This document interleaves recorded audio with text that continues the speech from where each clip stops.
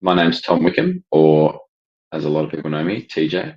I live in Perth, Western Australia, and I am a current member of the men's national hockey team, the Kookaburras, and I'm also a business coach with the fabulous team at Business.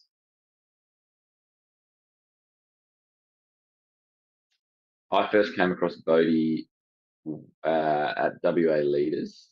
I'd heard of him through one of my colleagues, Akram Sabah, and it kind of just happened to be that I was sitting next to him on the table that day, and we had a nice conversation, and he presented, and I really engaged with what he had to say and in his presentation. And then from there, Bodhi reached out to me, and we connected firstly via Zoom, and now we've kept that relationship going.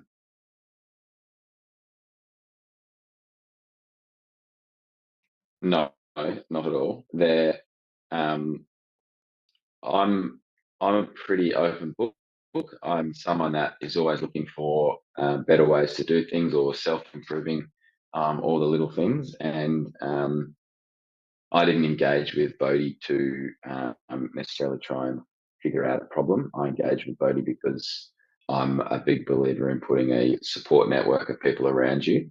And Bodhi's one of those people. After having a few conversations with him, I wanted to bring him on board to help me discover his world. And yeah, I think one of the big things that I've really engaged with Bodhi, which is just his world, is the ability to speed up my ability to get myself present. That's been a big shift for me, and that's been something that I've really enjoyed working with Bodhi on.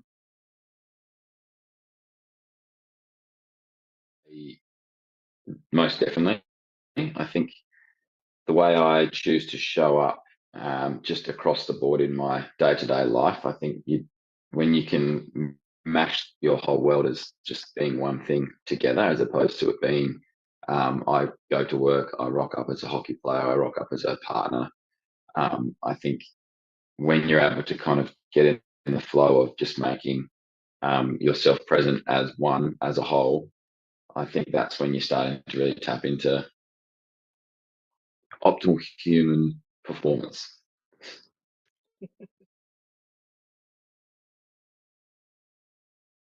Absolutely.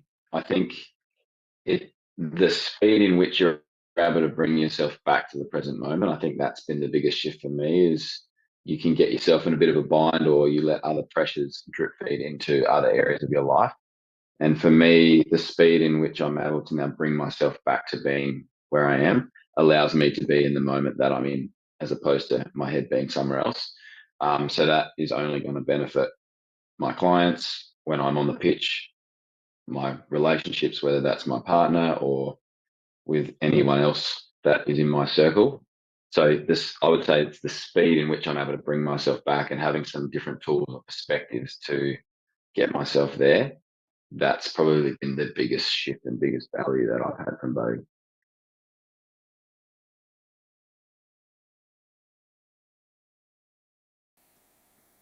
Welcome to Together We Serve TV show.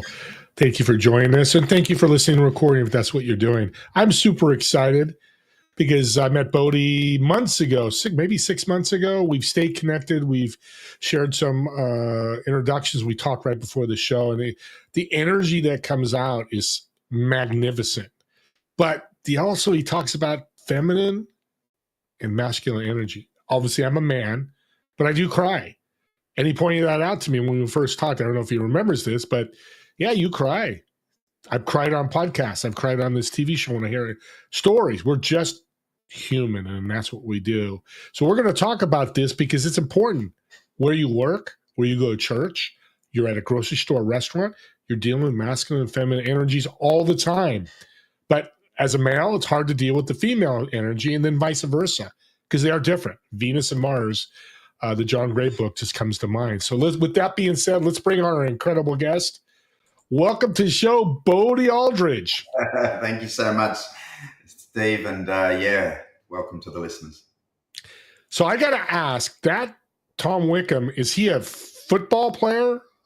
It's actually hockey. So think of your ice hockey players. He's a national hockey player, field hockey over here, just been to the Olympics in Paris. Field hockey. Okay, I was thinking ice hockey. Yeah, I can't relate Australia because, by the way, this is an international show. He's in Australia, I think. He travels a lot. I'm like, how does ice? Maybe they do, but ice hockey in Australia? It's interesting. Okay, thanks for clearing that up. Yeah. Female masculine energy. I talked about right before on the monologue. Yep. It's difficult, but you make it easier. Talk about that. Yeah, and I think if we chunk up a layer into leadership, and then we can maybe unpack how this dynamic plays out in leadership and what I mean by that. So, like yourself, like the listeners, I work with leaders across the globe, whether they're entrepreneurs, whether they're a mid-tier business, or whether they're a corporate. And fundamentally, the three layers of leadership are self-leadership, relational leadership, and systemic leadership. And I'll talk a bit more about those. But if we come back to a simple definition of leadership is influence. So everybody effectively is a leader in the organization because everyone influences the system, yet there are formal and informal leadership roles. And what we know through the studies globally, studying organizations, individuals, the two keys to leadership are connection and direction. Every staff member I've worked with, every individual in organizations say, if I feel connected to my leader, my line manager, the business, the purpose, and I have clear direction, I'm a happy camper. And what's interesting with connection and direction, connection is the feminine energy and direction is the masculine energy. And so I just wanted to give that frame for any of the listeners going, how does this apply? And how does this, influence me or influence my organization? Because this is clear. Yeah. And I question any of the listeners to reflect on who's the most impactful leader you've worked with. They felt a level of connection with that individual, that organization, and the expectations were clear. The direction was clear. If you can do that as a leader, as a parent, as a partner, happy days. Game changer. You made a great point. We're all leaders. Home, church, whatever, our peers.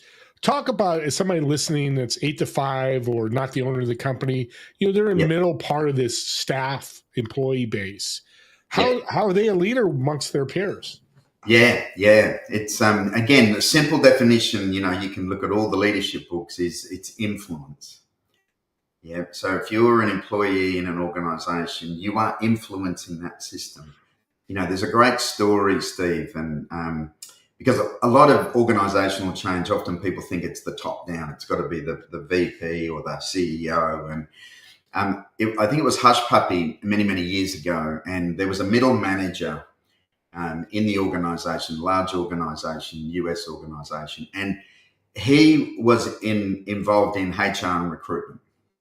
And he was African-American. And he kind of felt that it would be good to bring in more diversity in the business.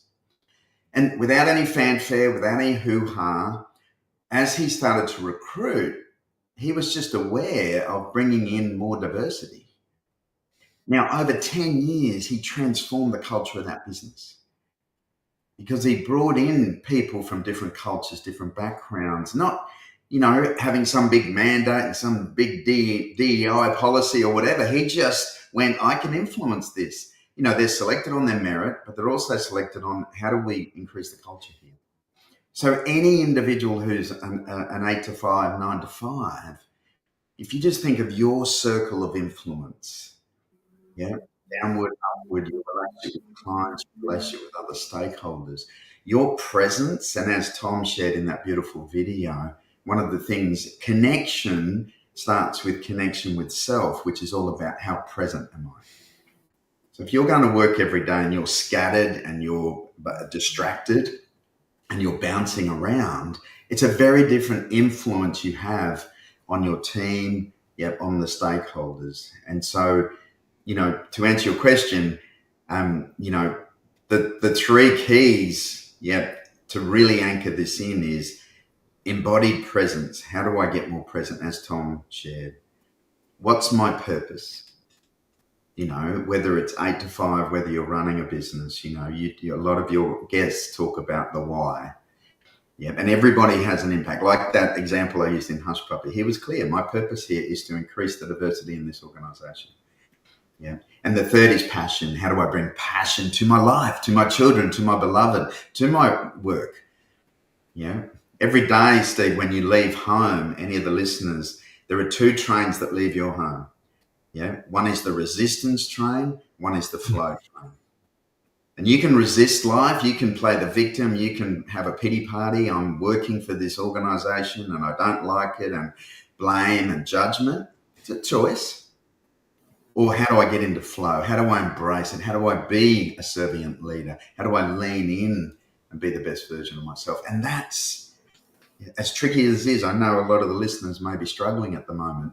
Fundamentally, there is a choice there. Am I resisting or am I flowing?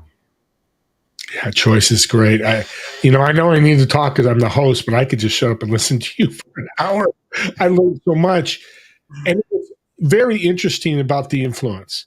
If it's 1 to 100 and your influence is 60 and you don't think you're a good leader, bump it up to 80. Increase your influence, basically, is what I'm saying. And you're closer towards a leader, whatever position you're in. And your influence. When you walk into the room, and I ask any of the listeners, when you've walked in the room and somebody's really present, really magnetic, they've got that charisma, they've got that energy, and it's almost like they don't have to say a lot, but there's something about this person, I want to listen to them or be with them. That's influence. And that comes from bringing your attention back in and being present. More present with yourself, more connected with yourself. Remember, connection and direction. If you're connected with yourself, you'll be connected with your team member, with your, when I work with sales team, anyone who does sales, I see some salespeople, and, obviously sales can be a busy role, and often incentivized, and how do I close so many? And I do a little exercise, Steve, where I talk about, if you're a salesperson who's running from meeting to meeting to meeting, you're distracted, you're busy, you've got the paperwork, you've got the emails and things like that. How present and connected are you with the prospect? And in the little exercise, I ask any of the listeners, if you're in a position where someone's selling you something, if they're present, if they're connected, if they're listening, if you feel comfortable in their energy, the chances of buying from them just accelerate incredibly. And so again, it's influence starts with your presence and connection with self. And it's interesting you say it that way, because people that pitch right away, you're not building an influence. You're just aggressively, right? How are you influencing people if you're pitching them? You don't even know who they are. How do you influence somebody if you don't know who you are, which leads to communication? We'll get into that. But another thing you said, which is so brilliant, purpose. And this rock star business guy, like you said, and I forget his name, I apologize if you hear this, is when you wake up in the morning, you have purpose. So every person this morning that woke up, or if you're in Australia, the next morning, when you wake up, you have purpose. Dive purpose and influence into energy, how that all becomes, together. Exactly. And the interesting thing around purpose, living a purpose-led life, is the reason we're all looking for purpose, and I think there's over 100,000 books on Amazon on purpose, is the first layer above purpose is we're looking for meaning. We're looking for meaning in my life. What's the meaning? What's the significance? And the reason we're looking for meaning, is because when we have purpose and meaning, we can fully live life. If you look at a person who has a purpose-led life, they're fully living. This is where the passion comes. So for any of the listeners, I really invite you to reflect on this. At some level, we are all always on purpose. If I'm living a purpose-led life, What I'm wanting to do is to fully live my life. And one of the distinctions I work with my clients is it's not about doing what brings you joy. It's about bringing joy to what you do. You get to choose each morning. Yeah, are you grateful? Are you thankful? Yeah, are you doing some reflection? Are you leaning into your children with gratitude, with your beloved? Yeah, with what you have. Yeah, and then you start to live a full life, and you realize that, as you so beautifully put, the highest purpose is to be of service. Yeah. Yet to get there, it's about how do I bring joy? How do I bring passion? Yeah. Because that's what we're looking for. That's what we're looking for. Bodhi, I'm laughing because you're so awesome. But I'm thinking that what you just said, when you're in a grocery store and that person's screaming at the manager, get more clerks. It's taking too long. They're not serving. Yep. But the joy would be, hey, manager, how can I help? What can I do? It looks like you're short-staffed. I'm joyfully trying to help you. And it's not joy, happy joy. I love that. And audience, pick that up. That is huge. You have to be joy, and you have to serve yourself first. Presence. Yep. You can't serve. Together we serve. That's why it says together. But you got to start with me, and you got to start with Bodhi, and you got to be able to serve and have the love and joy and presence. Yep. This is a question. Go ahead. And I was just going to say, that serving yourself first. So, when we start to get more connected and more present with ourselves, you start to notice. So we have 60,000 thoughts a day, and most of them are negative. So the inner critic, the self-talk, I'm not good enough, the self-judgment, I'm not this, I'm not that. One of the threads you'll notice when you start to create more reflection and silence and prayer and presence is if someone came to lunch every day and spoke to me the way I talk to myself, I probably wouldn't have them back.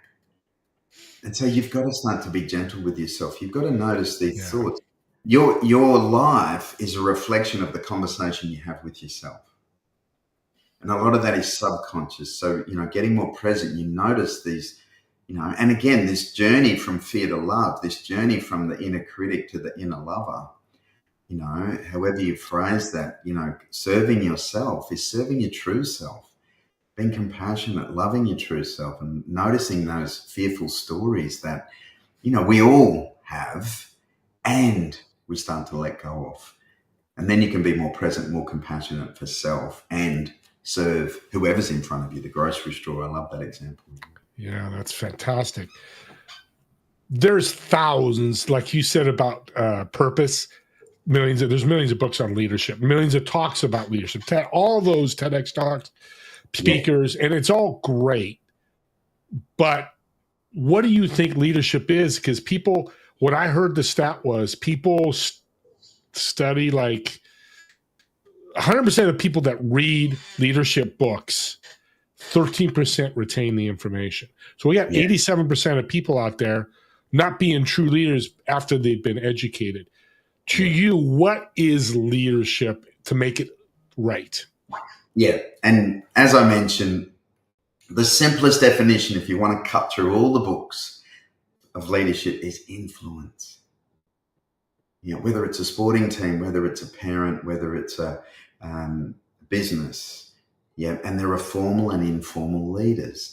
And again, if we jump into the topic of leadership and influence, just to remind the listeners, there's self-leadership, relational leadership, and systemic leadership.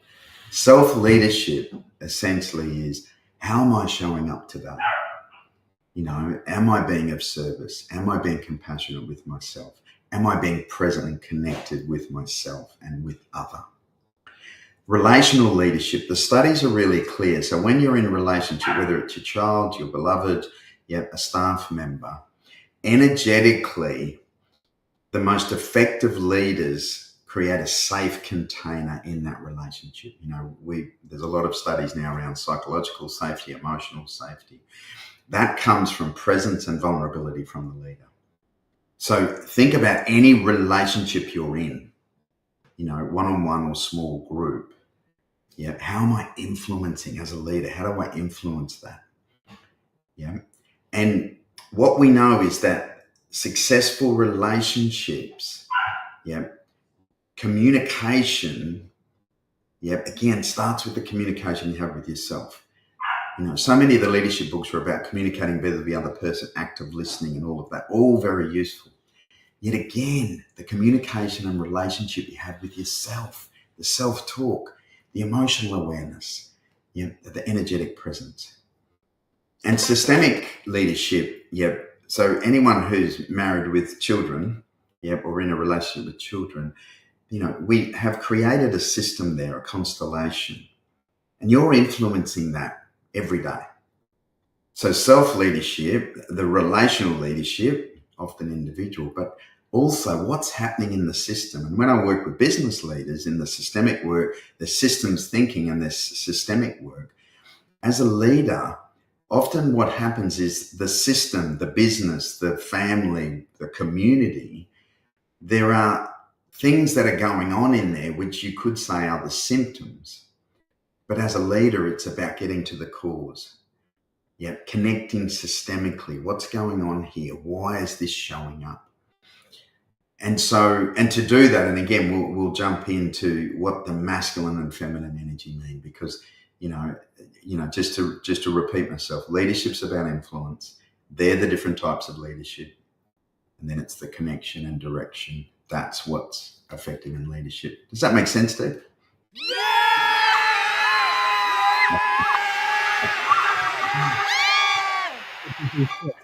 It makes a huge bunch of sense. Makes a lot of sense. Steve, English is my first language. I promise.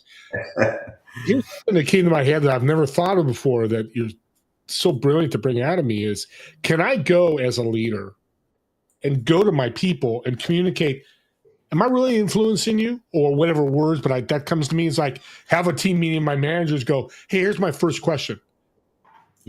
Am I influencing you? How am I influencing you? And how can we be better at influencing you? Is that a benefit? Oh, it is? Yeah. Okay. Yeah, absolutely. And, there's a saying in leadership around, the difference between influence and manipulation is intention. Interesting. And the thread of your work of being of service, if that's your intention, as a leader, then I'm influencing the system from a place of service, a place of compassion, a place of love. And, some leaders do influence from a place of manipulation. I'm trying to manipulate the system to get my outcome. That's the old way of leadership. That's the old way of trying to, the intention is manipulation. And so again, the deeper cut for all of your listeners, I'm sure your listeners are very much, it's about what's my intention here? Is my intention to serve this person? Is my intention to support this staff member, this client? Is my intention to influence this in a useful way? And absolutely, the question you ask is such a powerful one. The most effective cultures, have a robust feedback system. It's safe to give and receive feedback. Think about your marriage. Think about your parenting. Think about your system. I did a podcast recently, Steve. I have my own podcast, as you know, called True Freedom, on parenting teenagers. And I know you've been through this journey. And in business, any of the listeners who are in particularly in corporate America, there's often these 360 reviews and feedback and everything. What I said to my listeners who've got teenagers is, have you ever done a 360 review with your teenagers and got feedback about how you were showing up as a parent? Like imagine the level of vulnerability and honesty, that you as a servient parent, you and how if you're willing, how you can grow and learn and go, how am I influencing this child? What's their experience of me as a father, as a mother, in the context of growth and learning and supporting, and I think it's any of the listeners, it's a powerful exercise. Just any of the listeners who've got children, teenage children, but the same in organizations and the same in marriages, Steve. You haven't got a feedback loop with your partner. yeah, then it's very tricky to grow, to learn, to develop, and, you've got to create that safe environment. I'm not saying it's easy. It's simple, but not easy. But yeah, feedback's important. Most people grow with uncomfortable. If you're not uncomfortable, growth is hard to come by. And it's interesting because some of the guests I've had on my podcast were military. And what they tell me, and this is amazing, he said the general who went over 50,000 troops came to all the colonel, the next level colonels, and said, I made a mistake. This could have killed 1,000 soldiers. Yeah. And then when Otis was his name. Oh, great. Shout out to Otis McGregor. I went, Otis, wait a minute. He told you that? He goes, yeah, I made a mistake. We did this, and this could have been the outcome. I just want to tell you all that. Yeah. What it told me, and I said on the podcast, if a general is going to tell people that 1,000 people would die, because why not me be humble? What's the worst going to happen? Yeah. I made a mistake. I didn't flush the toilet. I didn't put the dishes away. Or I didn't send the email out. Yeah. Yeah. We can pivot from these. Yeah. The fastest way to create psychological and emotional safety in a relationship is through vulnerability. And that general was being vulnerable. And people get a bit confused about vulnerability, like it's not about spilling your beans about everything that's happening in life, but it's about authenticity. Again, you've had other guests talk about these themes, it's vulnerability is, can I be fully authentic with what I'm experiencing in this moment? Yeah. And in this moment, I have to acknowledge that, the general acknowledged that he made a mistake. The parent acknowledges that I could have done that differently. You do that in a relationship, you've already automatically created a safer environment for the other person to step into truth. That creates it. So what happens when I'm vulnerable, whatever situation, and people take advantage of that? Yep. Because it's happened to me. I'm sure it's happened to others, everybody listening one time or another, right? Yep. There's a couple of things. One of the things, and a lot of the female listeners would be aware of this, is one of the things I teach is what are healthy boundaries. Yeah. So again, vulnerability isn't about being a doormat. It's not about letting people walk over you. Yeah. You've got to understand what is a healthy boundary. Yeah. And how do I set boundaries? And the other key piece is, again, the way we process the world. So the way we process the world, one is at a thinking level. We analyze, we think about the world. But the other is at an emotional level. Our heart, we feel. And the third is at an intuitive level or a knowing level, our gut feel. And one of the things I teach people, Steve, leaders, parents, is when you get present with yourself, what's your gut telling you about this person? What's your gut telling you about this relationship? Because if you listen to that, and little children are good at this, if you listen to that, you're not going to be vulnerable with someone you know is going to take advantage of you. You're not going to be vulnerable and walked over in an inappropriate relationship. But you've got to trust your gut. Yeah. And that's essentially our navigation tool. Yeah. We've got the head, the heart, and the intuition, but the intuition and our feelings. Again, the example, particularly, our business world is very thinking led. It's kind of overvalued. We don't go to university and they say, what's your gut feel about this exam? It's like, Exactly. But you see a little 5-year-old in the playground and he comes up and says, I don't want to play with Johnny. It's not, they don't have a spreadsheet and the analysis about Johnny. They just go, it just doesn't feel right. Because they know, whether Johnny's a bully or whatever's going on, it doesn't feel right. We all have that in us. Yeah. We all have that ability. And if you have that and set boundaries, then the safe place to be vulnerable, the relationships that are safe. Yeah. And you also know the ones, where it's not okay. It's interesting. Animals are the same way. I'm a big dog lover. Dogs are the same way. They can sense people. They bark at some people and they don't bark at others. And that's very interesting. Well, we're coming to a little break here. Let's give Bodhi a break. We got a little special video I'm going to show. He doesn't even know I'm going to show it. But let's take a break. We'll be back in 5 to 8 minutes or so and come back and listen to more about this incredible Bodhi and how he just changed my life in about 30 minutes. We'll see you all in a minute.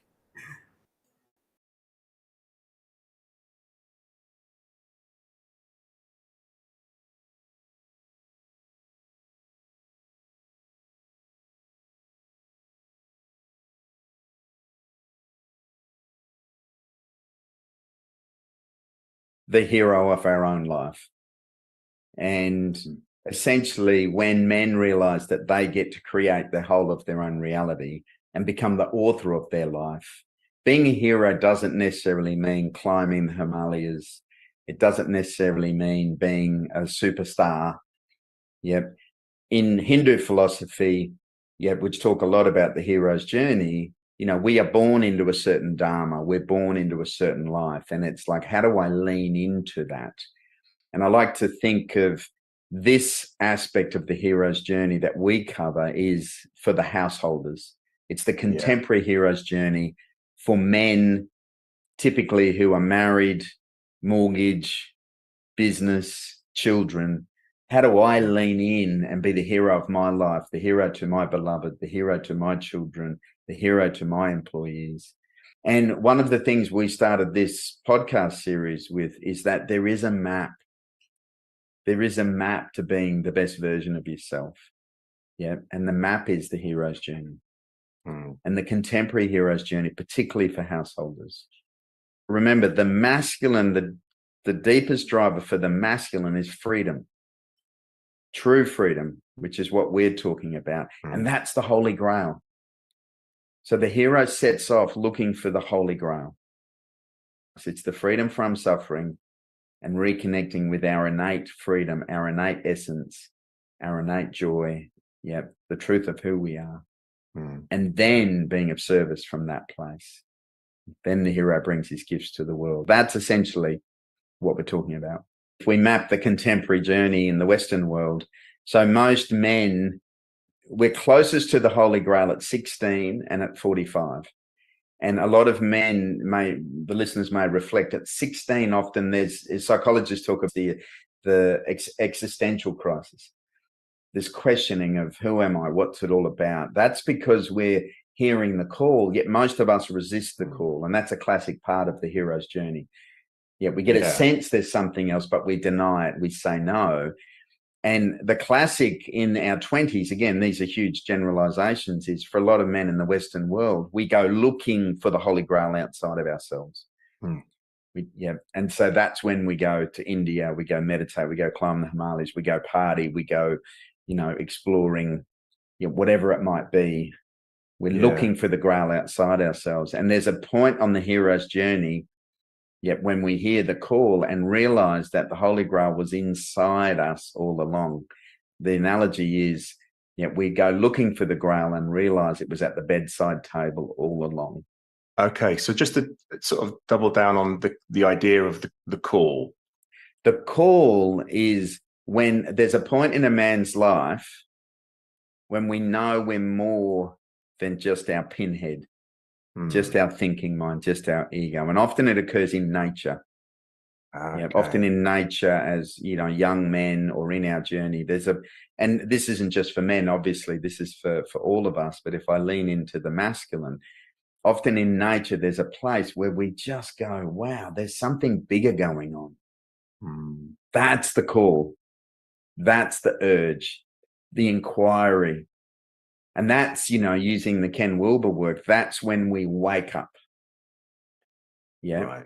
The 5 pillars on the hero's journey is there's the wake up, there's the clean up, there's the grow up, there's the show up, and there's the open up. And these aren't linear. Remember, the journey's a spiral, yet these are great tools and context for the hero's journey. So for the listeners there, if you have heard the call, and the reason I love this work, Rich, is so many men are hearing the call at the moment. They're realizing there's something more. They're waking up that they're more than their pinhead. They're more than their ego. And this is when we move, in Joseph Campbell's language, from the ordinary to the extraordinary, from the mundane. So many men are asleep.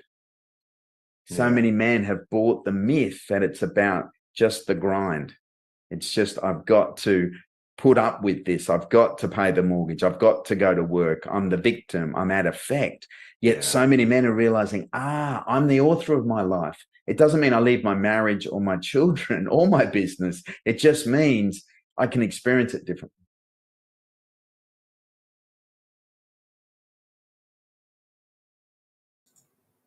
Very, very interesting how he talks about call, those 5 pillars. I hope you wrote them down. It's the little things in life like that if you make a change, again, being uncomfortable is important, how much better you're going to be as a person. And you know what? Let me be feminine once in a while. Why not? I think women are taking over the world in business. So let's stop right there and bring our guest back. Welcome back, Bodhi. Thank you. Thank you so much. Nice. Oh my gosh. What a great interview. I'm glad I picked that, because one thing you said a couple times was ego. And Mark Hunter, who was on my show, he says ego is empowering greater outcomes. Reaching levels, but empowering people to bring you as a leader, bring you along with yourself. There's one thing, I have no idea what this is. What does the embodied presence mean? Beautiful. So embodied presence is a simultaneous, attuned awareness. So what I mean by that in the practices I teach, anybody who does reflection, mindfulness, prayer, contemplation, you start to create space between yourself and your thoughts. It's one of the entry points to presence. Mindfulness is so powerful, prayer. And so what happens is that the gateway to embodied presence is often one of those techniques, sitting in nature, when you're not in your thoughts, you're observing your thoughts. And embodied presence then is, how do I bring my attention? Remember, the biggest asset you have in life, and please hear this, listeners, the biggest asset you have as a leader, as a business owner, as a parent, is your attention. Where your attention goes, energy flows. If your attention's scattered, you'll be scattered. Your life will be scattered. Again, it's not good or bad, but mastering your attention. So embodied presence is not only noticing I'm not my thoughts, but how do I bring my attention into my body? And there are certain practices, grounded, and be present with the relationship in front of me, going back to leadership, my team, my business. And so it's the simultaneous. I can be connected with myself. I'm connected with you, Steve. Yeah. Oh, yeah. I'm attuned. I'm attuned to how I'm feeling. I'm attuned to what is going on for me, and I'm attuned to what's going on for you. And I'm aware. That's the embodied presence. I'm embodied. Mm-hmm. Does that give you some territory? Oh, yeah. Embody. Yeah. They're not out of body and presence. Embodied. It's inside you. Yep. And that's where people will go, I know my wife's not feeling, something's wrong with my wife. There's something, back to intuition, which is presence inside you. So it's not that, but I get it, because we don't do that enough. We have so much going on in our life, the microwave society. It starts firing at us, TV show, this, that. You have an assistant because your schedule is just a mess in a good way. And I need to get one too, because my schedule's everywhere. And, people out there that are so busy, it's just that way. And speaking of busy, you have a podcast. I love podcasting. We've talked about it. I think it's such a cool way to be a thought leader, to serve people and things like that. I want to ask you this question. What do you think the best part of podcasting is for you? The best part of it? Did you say? Yep, best part of podcasting. Well, my sense is, for you and for myself, it's being of service. Like for me, again, if we dive into purpose, there's inner purpose, outer purpose, and higher purpose. And again, if you map that through the hero's journey, and so the inner purpose, is getting to know yourself, dealing with some of the stuff, going back to the cleanup, we've all got to do it. We can deny it, we can resist it, but we know, the psychology's there, the emotional intelligence is there. We carry a bit of baggage. We've got a backpack from our childhood. You want to keep adding to that backpack, or do you want to kind of unpack it a little bit? And that's the inner purpose of life. We've got to clean up a little bit of stuff. It's not good or bad. It's not, you have to, spend years in therapy, although that can help. The outer purpose is what's in front of me now. Yeah. We're living a purpose-led life is what's my outer purpose now? My marriage, my mortgage, my kids, my business. And the higher purpose, and more and more people who once you integrate your inner purpose, outer purpose, the higher purpose is how can I truly be of service? What is my soul's real calling? Yeah, and that's the beauty of things like podcasts, because we can get to a much bigger audience. And the other piece I love with podcasts, including our conversations, is you provoke in me through your presence and questioning responses and thoughts that I may not be conscious of, and vice versa. And so I'm a big fan of relationship, conversation, intimacy, So, and I think for the listeners, they get to feel it's not some scripted monologue about a topic. It's live, it's real. It's like, oh, okay, I hadn't thought of that, Steve. That's a great question. I love that interaction. Yeah. It's fantastic. What's the name of your podcast? True Freedom. True Freedom. Yeah, it's on all the platforms. Yep. All the platforms. What am I going to hear when I listen to your podcast? What you're going to hear is, so one of my colleagues, Richard Stokes, who you just saw on that clip, so that was an extract from one of our podcasts. And essentially, we're just starting our 4th series, I think. We cover everything. And the podcast was designed for any of the listeners there who are, men, early 40s to mid 50s. Yeah, married, mortgage, business, kids. Yeah. Because again, how do I navigate that? In the US, how do I navigate this life? Because so many men have got lost. They've got lost in the busyness, the pressure, the cost of living and things. So you're going to hear things about parenting. You're going to hear things about the masculine and feminine energy. You're going to hear things about being a leader. You're going to hear things about marriage, relationship, how to create more intimacy. So yeah, there's plenty of things there. And, we dive deeper into the masculine and feminine energy as well in your relationships and in your business. Yeah. You must be saying some great things. Your dog's barking, talking to you. Yes. So you're saying good things. And I love the dog barking. So audience, this is a TV show, but it's a real live TV show. And I love it. Yeah. I'm going to ask you a selfish question. You gave it to me, but I get asked this all the time because I'm doing business with the Servant's Heart podcast tied to leadership. This question here, what are to you the 4 biggest mistakes leaders make? Yeah, it's a big question. And if I reflect on, my clients, my own journey, the first one I'd say is to lose touch with yourself. And again, I know we're talking specifically about leaders in a typical sense, leading your business, entrepreneur, leading your organization. But generally, one of the biggest things I see with people is that they lose touch with their essential self. Yeah, and you mentioned earlier about the ego. So there's the healthy ego and the unhealthy ego. The healthy ego is about self. It's about boundaries. It's about connection with self. The unhealthy ego is about fear, and it's about domination and those sorts of things. So the first is, losing touch with yourself. And one of the fastest ways to get back in touch with yourself is nature.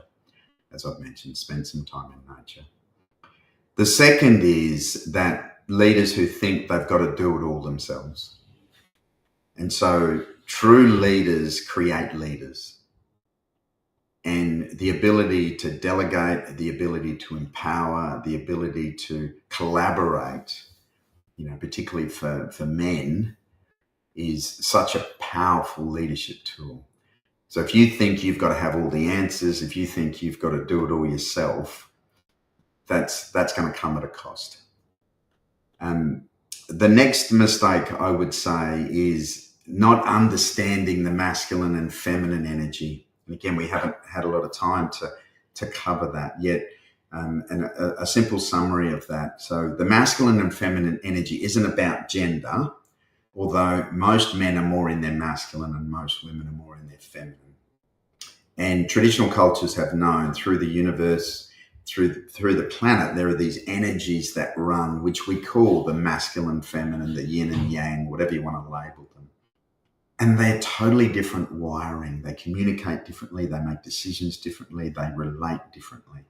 And when I work with leaders in organizations, particularly the men, they don't understand what's going on for the feminine energy in themselves and in some of their team.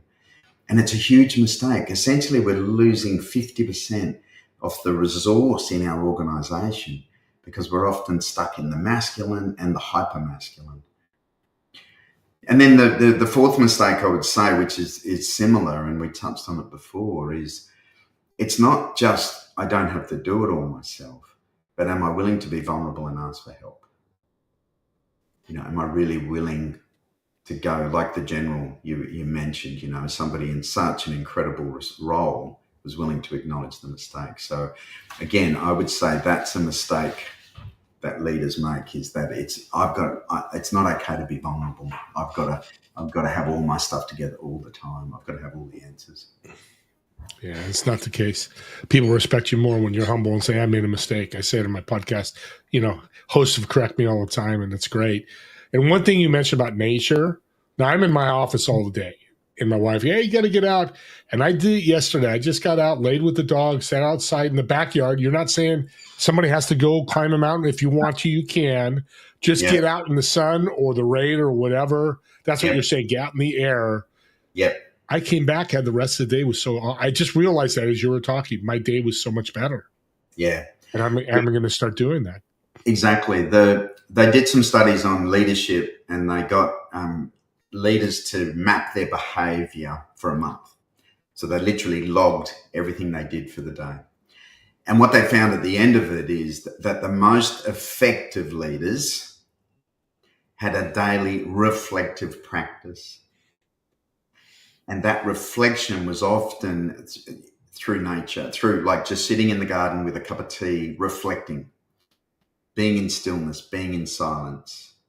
And, for any of the listeners, if you don't have, and it's 5 or 10 minutes a day, this isn't some huge thing, but in the morning or the evening, and some of them, the leaders had both, but just in the morning, are you having time to reflect? Yep. How am I wanting to show up today? Am I being of service today? What are the meetings today? Yep. What's going on for me today? Did I get triggered because the kids didn't get ready for school and I'm going to take that to work? And so 5 or 10 minutes a day of reflection, stillness, and the back garden. In energetic studies, our natural state, so nature vibrates at a certain megahertz. There's a certain frequency. And our natural state is that frequency. That's why when we're in nature, our whole nervous system settles down, our energetic system settles down. And so that's the power of nature. That's why I ask any of the listeners, your back garden, if you've been for a walk in the forest, if you've been to the beach, you automatically start to feel a little bit more calmer. And I put free meditations up, audience. I'm going to jump on it. I like to find new ways to meditate, and you can jump on that. We got a few minutes left. I know it's not completely enough to talk about masculine and feminine energy, but talk about that as much as you can in a few minutes. I know there was a whole show about it, but leadership is so important. You covered so many, which is tied to this. So talk about a little bit about this. Yeah. So if you think about the masculine and feminine energy, again, going back to nature, the universe, traditional cultures, what's been labeled the feminine energy, and again, this isn't about gender, is everything that flows, everything that moves. So it's like the ocean. It can be wild, it can be calm, it can be stormy. It's like the river. And the masculine energy is that which presences the feminine. So it's like the mountain. A great example is the feminine is the river and the masculine is the riverbanks. And it's the same in us. The feminine energy in us, is the key driver of the feminine energy is connection and love, connection and love, connection and love. There's a part of us that is constantly wanting to experience connection. Yeah, remember, connection and direction are leadership tools. Now, most women are more in that feminine energy. There's a key desire for connection in relationship, in communication. And the flip of that, the masculine energy, is linear, it's logical, it's strategic, it's about direction. Yeah. And so I can be more in my masculine energy and access my feminine and masculine traits. So there's a difference between our energy and our traits. If we think of the feminine traits of compassion, collaboration, community, connection, complexity, they're all traits that I can access from my masculine energy.